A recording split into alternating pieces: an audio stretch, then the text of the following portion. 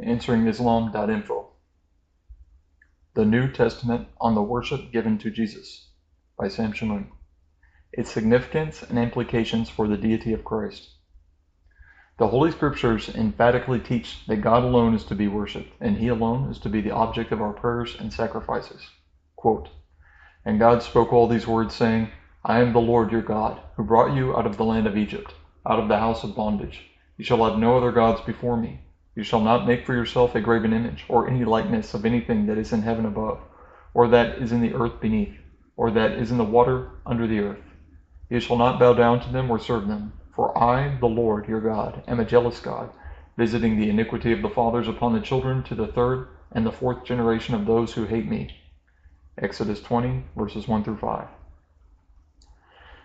The words bow down and serve in Hebrew are shaka and abad. The Greek translation of the Hebrew scriptures, known as the Septuagint LXX, renders shaka as proskunei seis, from proskuneo, meaning worship, and abad as latrov seis, from latrevo, meaning sacred service, especially the service rendered by priests in connection with the temple. The Lord Jesus used both words when referring to the worship due to God. Quote, "Again, the devil took him to a very high mountain, and showed him all the kingdoms of the world and the glory of them. And he said to him, All these I will give you, if you will fall down and worship me. Proskun ne seis moi. Then Jesus said to him, Begone, Satan, for it is written, You shall worship the Lord your God, and him alone shall you serve. Kurion ton theon su proskun ne seis, ke auto mono latrov seis." Matthew 4, verses 8 through 10. Here's another example where proskuneo is used in connection with worship given to God.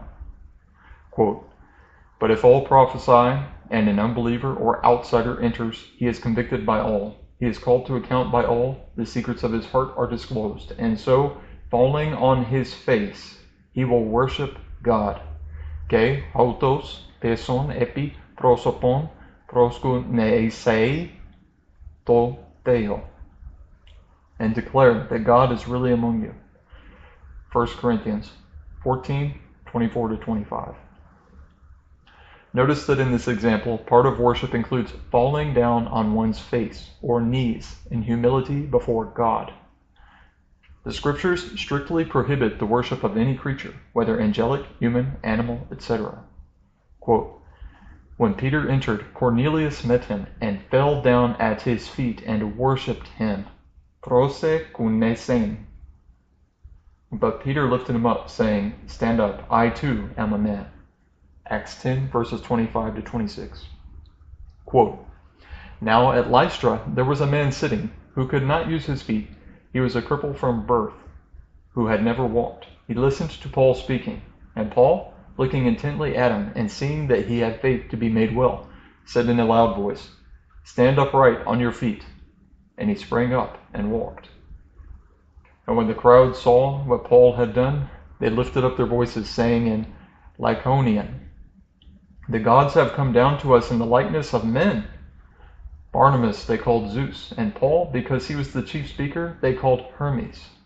And the priest of Zeus, whose temple was in front of the city, brought oxen and garlands to the gates and wanted to offer sacrifice with the people.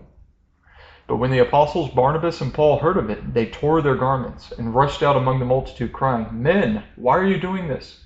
We also are men of like nature with you, and bring you good news, that you should turn from those vain things to a living God, who made the heaven and the earth and the sea and all that is in them.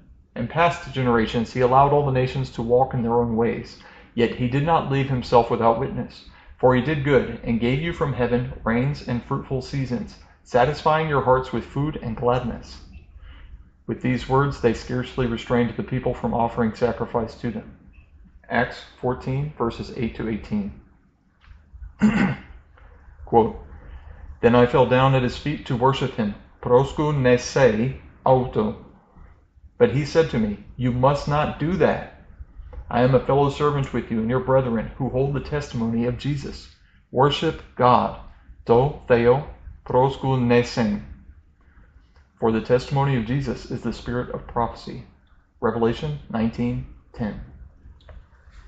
Quote, I, John, am he who heard and saw these things, and when I heard and saw them, I fell down to worship, proskunese, at the feet of the angel who showed them to me.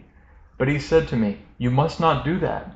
I am a fellow servant with you, and your brethren the prophets, and with those who keep the words of this book. Worship God. Totheo proskuneisan. Revelation 22, verses 8 to 9.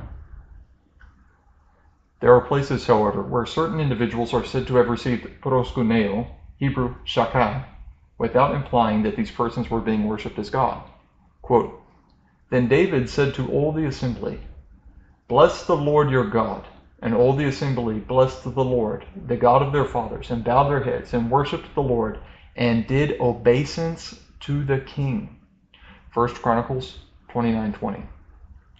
Quote, Then David said to all the assembly, Bless the Lord your God. And all the assembly blessed the Lord, the God of their fathers, and bowed their heads and paid homage to the Lord and to the king. ESV.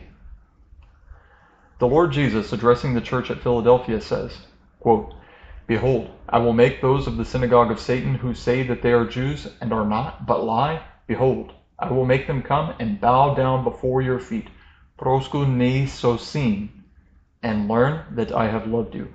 Revelation 3:9. It is rather evident that in neither passage are the persons in question being worshipped as God, but were receiving reverence and homage due either to their royal status or union with Christ.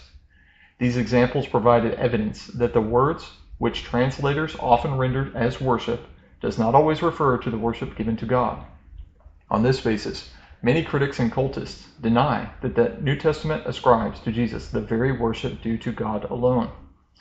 They reason that Christ is receiving honor, reverence, homage, obeisance, etc., much like David, but in no way does he receive the worship due only to God.